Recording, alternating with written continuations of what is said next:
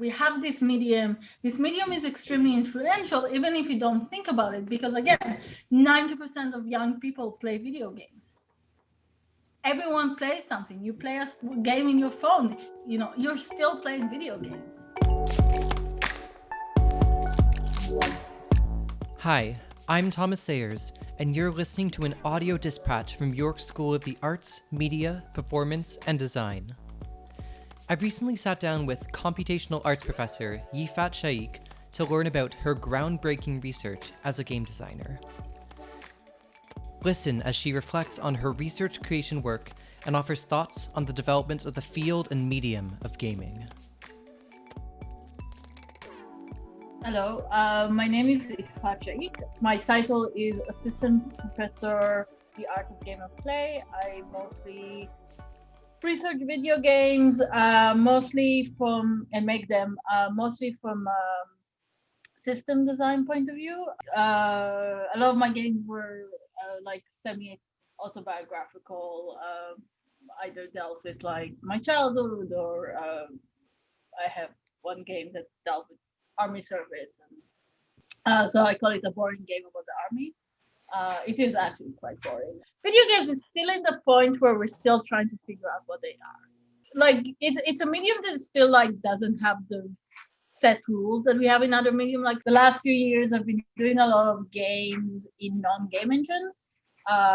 Specifically, like the idea where everything can be playful. So the first game I did in that particular experience is a game made in Excel, Excel spreadsheet.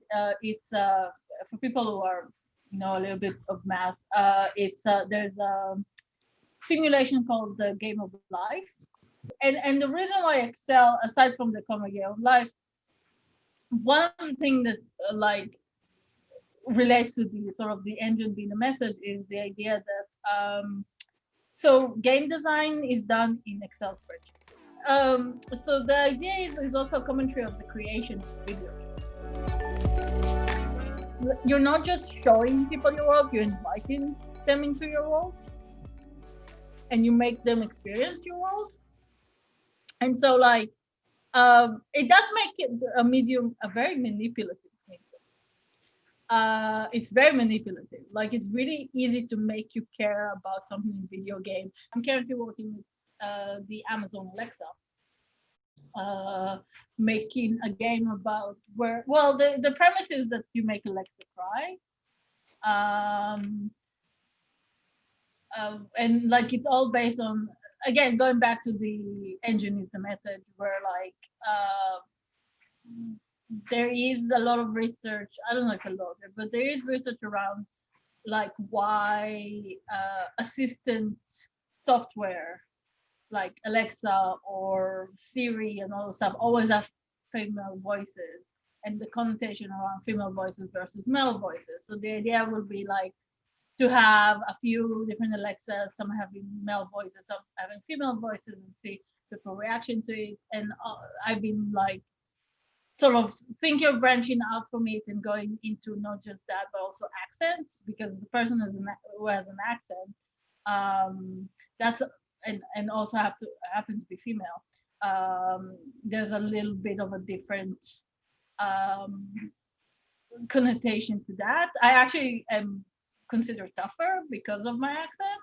Like I have an accent that sounds really tough, so I get less like this kind of experience than someone who has a softer voice and a softer accent.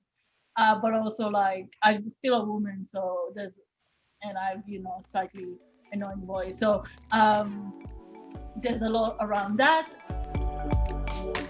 I would say the last 10 years has been a really interesting time because the tools have become accessible. So before that, the tools were not accessible. Like there always been, but there was but really the last 10 years is where like Unity became a big thing and is free. Unreal became free. Then you had stuff like all the smaller game engine, like the 2012 Twine stuff, which were all mostly trans women. There was a whole so the last 10 years we have been a lot of stuff where the audience has been changing, the type of games they've been making are changing.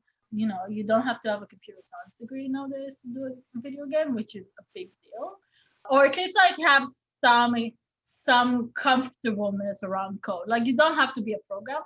Like nowadays there's enough tools that allow you to do other stuff, but you should have some comfortable, you should be comfortable around programming.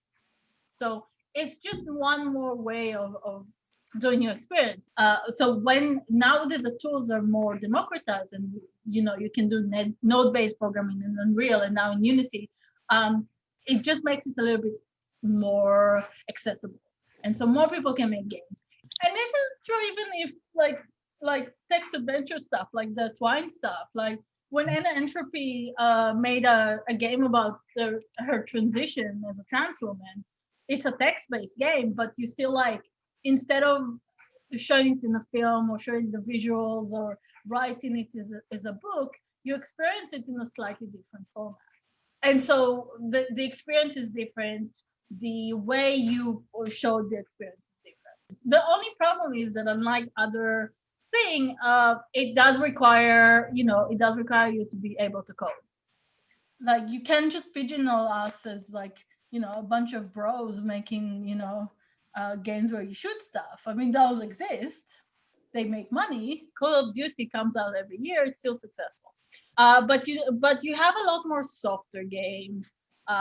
This is example of Short Hike, which is it's a game about camping in Northern Ontario, pretty much. There's no violence. It's just you fly around. It's very sweet. It's very soft.